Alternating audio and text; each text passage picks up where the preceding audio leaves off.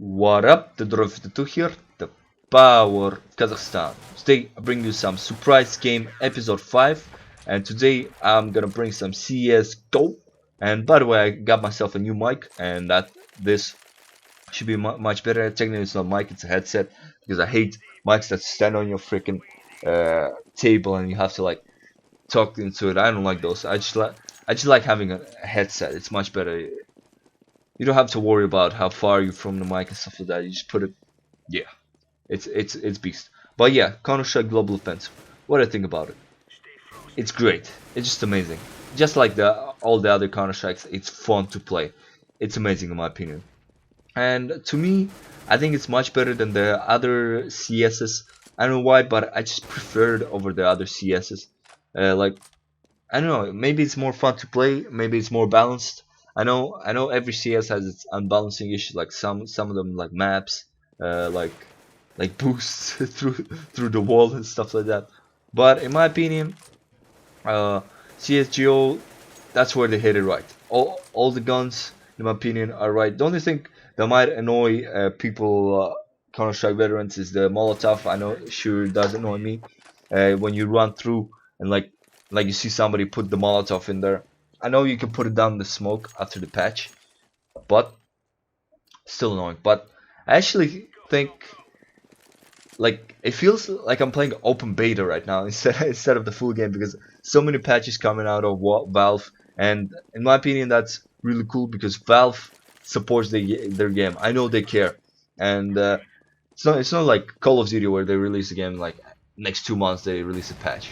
I mean, that's ridiculous. Watch this Molotov. I hate Molotovs. They block path for rushers, and they also block path for like your own team if friendly fire is on. So it's kind of annoying. But of course you can put it down with smoke, but smoke creates another problem. You can't see through smoke. But putting down with smoke would be useful if you get trapped by a Molotov in a corner or something like that. Then it'd be really useful. But I think uh, you should take down like Molotov. I think you should have a like a like a water or something. That's a grenade, and like somebody puts a Molotov. There you go, water, and water should cost like 200 or something like that, and it doesn't do damage. It only takes down the Molotovs. I think that would be cool to add. And Counter-Strike Global Offensive. But yeah, as you can see, the game is much different than Call of Duty and Battlefield. You cannot aim down sights, and in my opinion, Counter-Strike was like a grandfather of all first-person shooters. The only reason I think that way is because, well, it was the first that it was modern first-person shooter in 2000. Back in 2000, the only games I remember are the arena shooters such as Quake, uh, Half-Life, and arena shooters were like fast-paced, like you pick up guns from the ground. But in this Counter-Strike, you buy guns, and of course there's a money system that's much different than the creative class stats. Like during the rounds, you have to pick which gun to buy. Like the first round you buy pistols. If you don't have enough money for a carbine, the second round you have to buy like a SMG, or you can stay with the pistol, stuff like that. The money system, in my opinion, is great, and it actually influences competitive play. The money system, like for example, I remember I played COD 4 a bit competitively and Call of Duty competitively. I remember searching the show, which is the same game type as this. It's called Defuse in Counter-Strike, by the way. And if you're left alone, in Call of Duty, you'll still try to like clutch it. Like imagine 5 versus 1. You still try to clutch it. But in this game, because of the money system and how expensive the guns are, you would probably be most likely to to save the gun, because you'll have advantage. Because if you have low money and then you lose the round, you don't get as much money as you win. So you have to save the gun, so you want to be advantageous position next round. So that's what I think. That's one thing I like about Counter-Strike. It adds whole different twist. Like Call of Duty, Search and Destroy, you spawn with your set class, you kill everyone, spawn with the same, or you die same class. But in this game, you kind of have to pick which gun to buy, which equipment to buy, and if you want Kevlar helmet, which I think is kind of cool. And that's the main reason I like Counter-Strike. And another reason I like Counter-Strike is how skill required and patient it is. Like this game type, Defuse, it's more slow paced than the other ones such as Gun Game or Arms Race or the Demolition, but it's the funnest. That's why I like it. And of course, there's a mod game type such as Surf, which is amazing actually.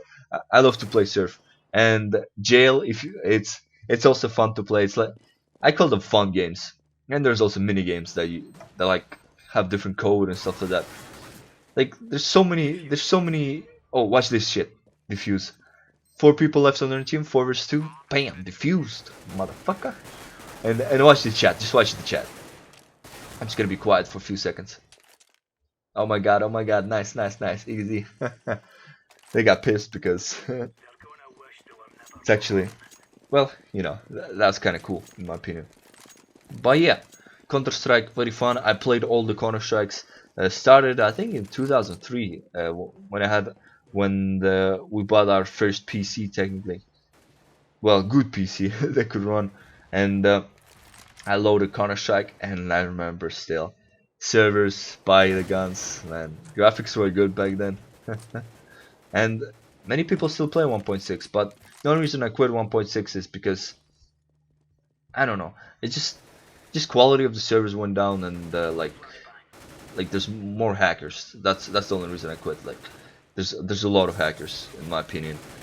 I see, but in this game, since it's new, the anti-cheat is new. There's less hackers, and in Counter-Strike Source there's also less hackers because mostly it's a Steam, technically Steam play, but of course there's non-Steam pirated versions, but most people play on Steam, and nobody likes to get VAC banned on Steam unless you create a special account just to get VAC banned. And by the way, Counter-Strike Go is $10 or $11 for Europeans. As usual, Europeans are unlucky with taxes and all those stuff. I know I'm also getting annoyed by the prices, and yeah, so you can buy it for $10 and you get so much more actually.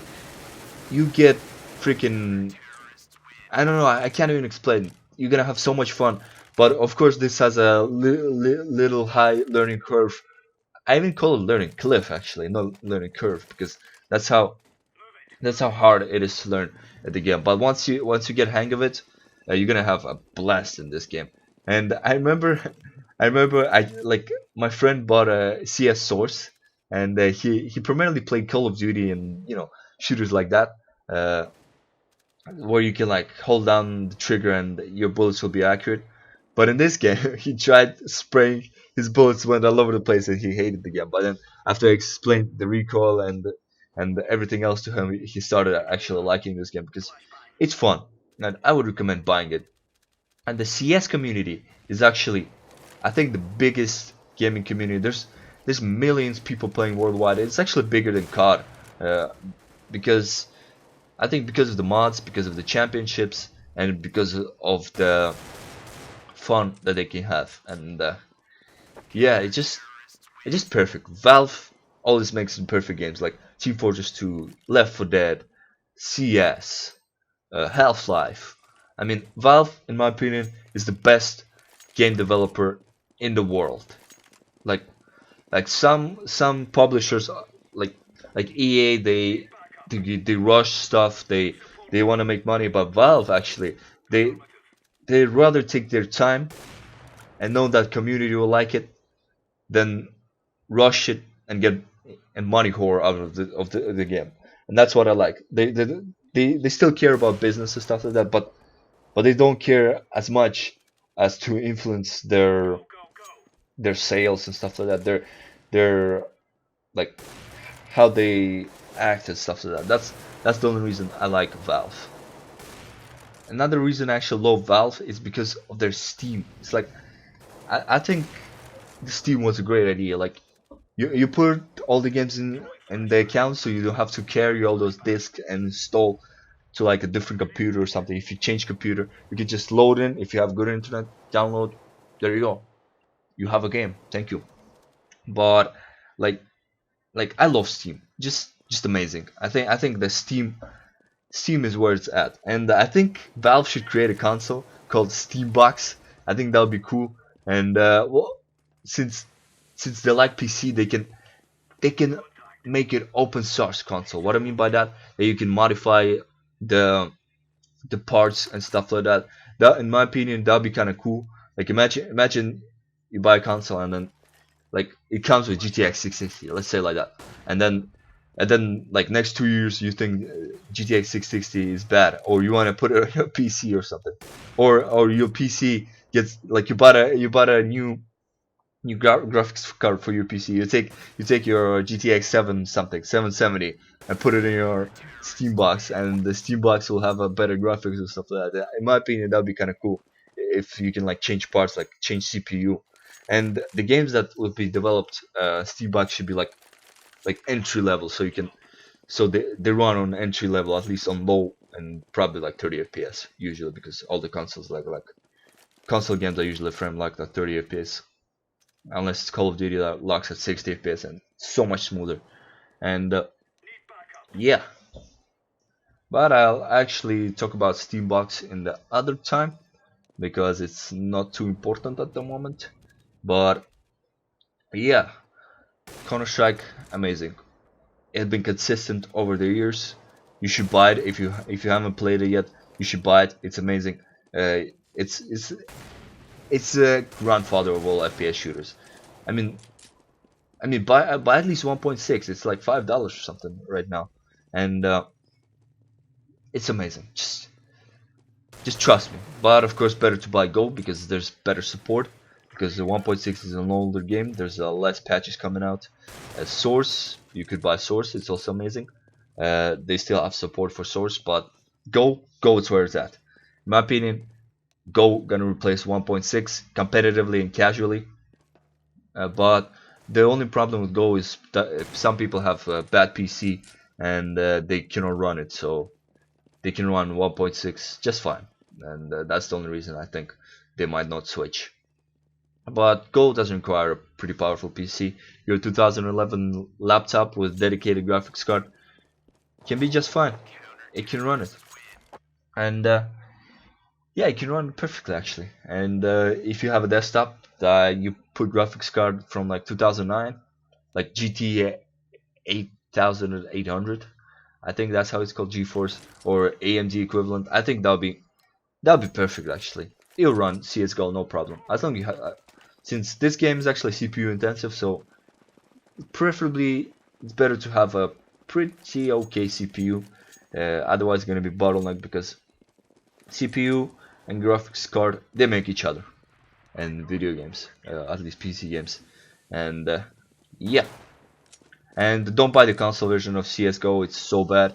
It's actually the worst version I've ever seen of CS. Well, it is the worst version out of PC and console. The only reason why, it's hard to aim. There's no console. Like you can't enter any values to change rates and stuff like that, and make it more comfortable, like more smoother. But yeah, just my opinion. I don't really like it on the console version. Like I tried Xbox version trial. It was just bad. It was bad. You won't believe how bad it was. I would even laugh at how bad it was. But anyways, that's pretty much it for Counter-Strike Global Offensive. This is the last round, and thanks for watching. Drive 2 starting off. Final score is 16-2, and buy CS:GO on Steam. It's amazing. And of course, a screenshot because demo play doesn't show the show scores.